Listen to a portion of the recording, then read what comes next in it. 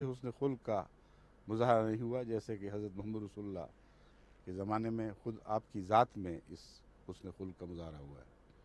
مگر پہلے نبیوں کی تاریخ بھی قرآن پیش فرماتا ہے. بڑی بڑی گستاخیاں کی گئیں، بڑی بڑی دلزار باتیں کہی گئیں، مگر کبھی کسی خدا کے نبی نے، خدا کے رسول نے اپنی گستاخی کے نتیجے میں کسی قوم کو، کسی فرد واحد کو کوئی سزا نہیں دی. حضرت موسیٰ کی قوم کے حالات پڑھ لیں، اس سے پہلے نبیوں کے حالات پڑھ لیں.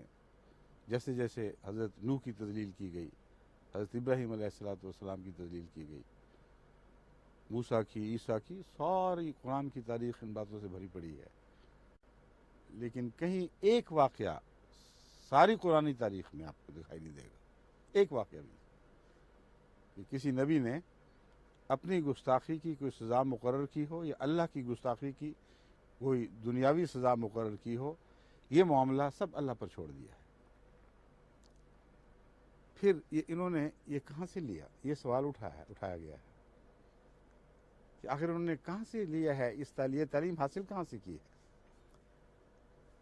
سوچتے سوچتے مجھے سمجھ آئی کہ یہ بات بھی انہوں نے نبیوں کی تاریخ سے حاصل کی ہے، کیونکہ گستاخان رسول کی تو کوئی سزا نہیں تھی، لیکن عشاقان رسول کو ضرور قتل کیا جاتا تھا. اور یہ سزا تمام تاریخ انبیاء پر پھیلی پڑی ہے. خود حضرت اقدس محمد مصطفیٰ صلی اللہ علیہ وسلم کی محبت کے جرم میں دیکھو صحابہ پر کیسے کیسے ظلم کیے گئے. لا الہ الا اللہ تک تو برداشت کر سکتے تھے، مگر محمد رسول اللہ کے نام سے ان کو ایسا طیش آتا تھا، ایسے غضبناک ہو جاتے تھے کہ کسی قیمت برداشت نہیں کر سکتے تھے. بلال کو جس طرح گلیوں میں گھسیٹا گیا ہے، وہ یہی قصور تھا، لا الہ الا اللہ اور محمد رسول اللہ. تو عشاق رسول کی عزت اور جان اور اموال محفوظ نہیں تھے، مگر خدا کے پاک لوگوں کے ہاتھوں نہیں، بلکہ خدا اور اس کے رسول اور ان کے مقدس ساتھیوں کے خلاف ان کے دشمن یہ ہتھیار استعمال کیا کرتے تھے. چنانچہ مجھے یاد ہے تاریخ اسلام میں ایک بڑا عجیب واقعہ اس ضمن میں درج ہے کہ ایک صحابہ کے گروہ کو جب دشمن نے گھیر لیا اور بعض کو لڑتے لڑتے وہیں اکثر کو شہید کر دیا گیا، بعض کو قید کیا گیا. ایک صحابی کو جب قید کے بعد قتل کرنے پر تیار ہوئے تو ایک شخص نے اس وقت اس سے پوچھا کہ اب بتاؤ، اب تم کیا یہ بات پسند نہیں کرو گے کہ تمہاری جان کی خاطر، تمہاری جان بچانے کے بدلے تمہاری جگہ تمہارا رسول محمد رسول اللہ ہوتا اور وہ تمہاری جگہ فدیہ ہو جاتا. اس نے پلٹ کر اس شان کے ساتھ، اس جلال کے ساتھ جواب دیا کہ تم کیا باتیں کرتے ہو، خدا کی قسم میں تو یہ بھی برداشت نہیں کر سکتا کہ میری جان کے بدلے میرے پیارے آقا کو مدینے کی گلیوں میں پھرتے ہوئے کانٹا بھی چبھ جائے. یہ تھے عشاق رسول جن سے دشمن یہ سلوک کیا کرتا تھا. بس جو چاہیں کریں، لیکن حوالے تو درست کریں. دنیا کے سامنے اسلام کو کیوں بگاڑ کے پیش کرتے ہیں؟ اپنے نفس کے بغض اور کینے نکالنے ہیں اور اپنی دشمنی کے لیے قتل کے بہانے ڈھونڈنے ہیں. تو میرے آقا و مولا کی تاریخ سے تو آپ کو یہ بہانے نہیں ملیں گے، انبیاء کی تاریخ سے تو آپ کو یہ بہانے نہیں ملیں گے.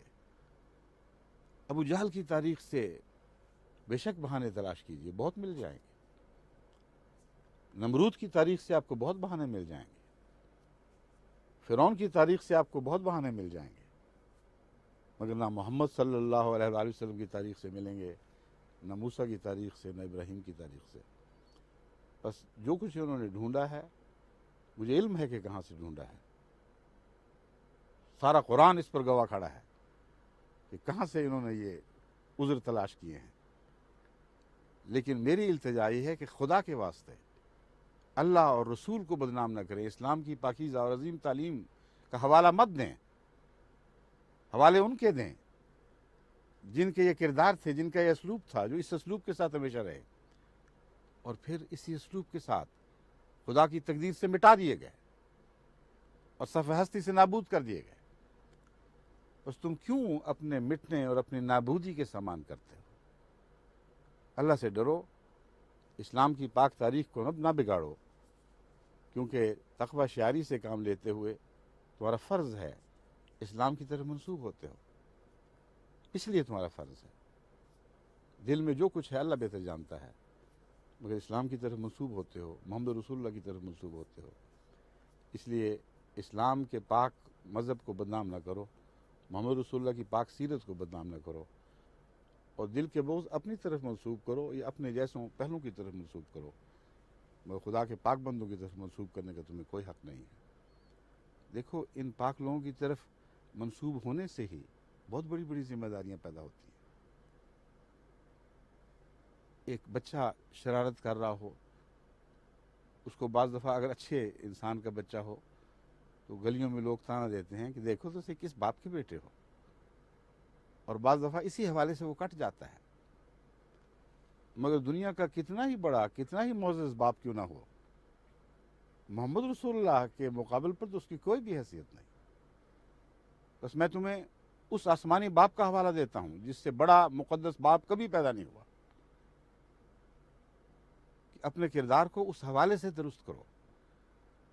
ساری دنیا میں اسلام کی ایک بھیانک تصویر بن رہی ہے، اور بنا کون رہا ہے؟ وہ لوگ جو دنیا کی نظر میں اسلام کی طرف منسوب ہو رہے.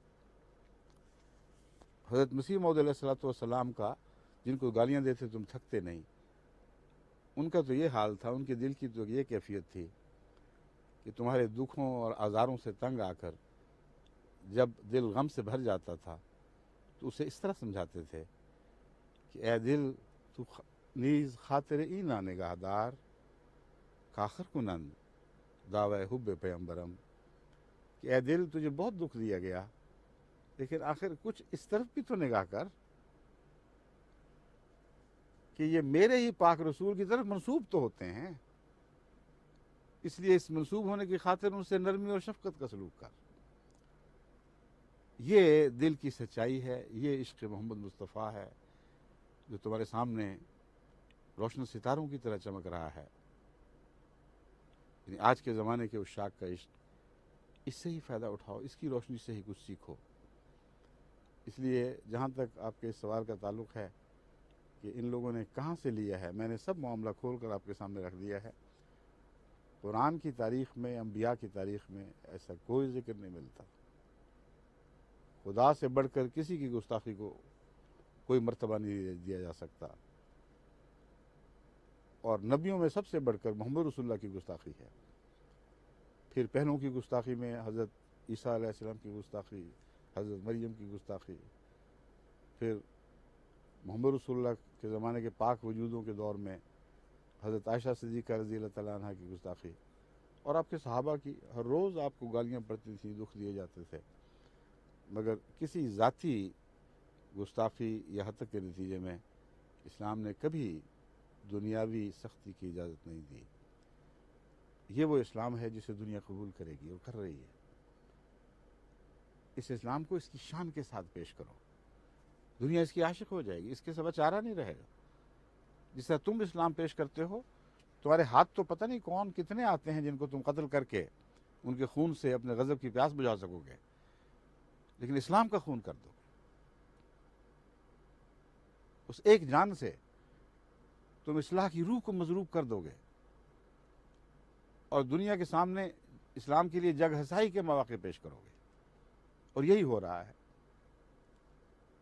جہاں تک اصلی نیت اور کنوں کا تعلق ہے، امر واقعہ یہ ہے کہ یہ لوگ جانتے ہیں، ان کی مجالس میں یہ فیصلے ہوئے ہیں کہ یہ قانون در حقیقت عشاق رسول حضرت محمد مصطفیٰ صلی اللہ علیہ وسلم کے سچے پاک باز جانثار عشاق یعنی احمدیوں کے لیے بنایا جا رہا ہے.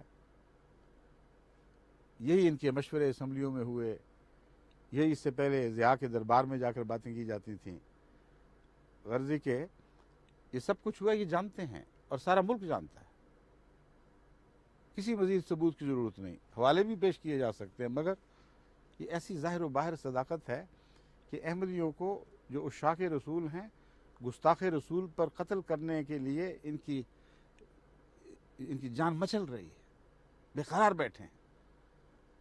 اس لیے اگر گستاخی کا تو سوال ہی کوئی نہیں، وہ تو ان کے ہاتھ آئے تو قیامت برپا ہو جائے، وہ تو ہے ہی نہیں. ناممکن ہے. ایک احمدی بہتر اس کو زیادہ پسند کرے گا کہ خود ہلاک ہو جائے، اس کی جان مال اس کے سامنے ضائع ہو جائے، اس کے بچے اس کی آنکھوں کے سامنے ذبح کیے جائیں، مگر وہ محمد رسول اللہ کی گستاخی پر کسی قیمت پر آمادہ نہیں ہو سکتا. وہ تو عاشق ہے، وہ تو اپنی عشق کے ثبوت پیش کر رہا ہے. اور کون ہے جو محمد رسول اللہ کہنے کی جرم میں گلیوں میں گھسیٹا جاتا ہے اور پتھراؤ کیا جاتا ہے اور مارا جاتا ہے اور عدالتوں میں پیش کیا جاتا ہے اور قیدوں کی سزا اسے ملتی ہے؟ انہوں نے تو اپنے دین کو سچا ثابت کر دکھایا. تم پر اب ہے اس بات کی ذمہ داری کہ ان باتوں کو سنو اور غور کرو، اپنے عشق رسول کو بھی سچا کر دکھاؤ. مگر افسوس کہ ایسا نہیں. حقیقت یہ ہے کہ احمدی اس میدان میں کھلی قربانیاں پیش کرتے چلے جاتے ہیں، پھر بھی تمہارا سینہ ٹھنڈا نہیں ہوا. پھر تم نے سوچا کہ اب شاید موت کی سزا ہے جو انہیں محمد رسول اللہ کے عشق سے اور اس کے اعلان سے باز رکھ سکے گی. مگر میں آپ کو بتاتا ہوں کہ ایک احمدی بھی کسی موت کے خوف سے اس پاک رسول کے دامن سے علیحدگی اختیار نہیں کرے گا. اس کے قدموں پر اس کے ہاتھ ہیں، اس کے قدموں پر ان کے سر ہیں. ان قدموں میں وہ ہاتھ کاٹے جا سکتے ہیں، ان قدموں میں وہ سر تن سے جدا کیے جا سکتے ہیں، مگر محمد رسول اللہ کے عشق سے ان کے دلوں کو جدا نہیں کیا جا سکتا. جو چاہے کرنا کر لو، لیکن یاد رکھو تو نے مرنا ہے اور خدا کے حضور پیش ہونا ہے. اللہ تعالیٰ تمہیں عقل دے اور سمجھائے. بس یہی ہے وہ آج کا مضمون، جس پر جہاں تک مجھے جو کچھ یاد تھا میں نے آپ کی خدمت میں پیش کر دیا ہے. ان لوگوں کے لیے دعا کرنی چاہیے. اللہ تعالیٰ عقل دے. مجھے یقین ہے کہ پاکستان کی بھاری اکثریت شریف النفس لوگوں پر مشتمل ہے، جو حضرت محمد رسول اللہ کے دامن سے وابستہ ہو.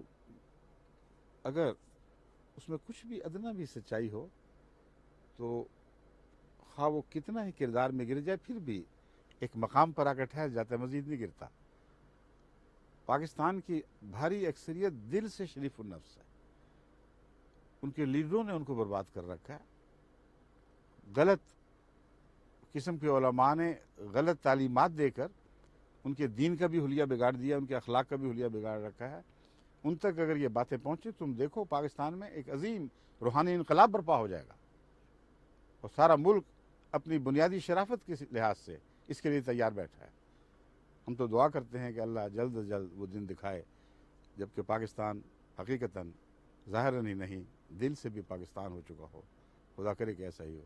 السلام علیکم ورحمۃ اللہ وبرکاتہ.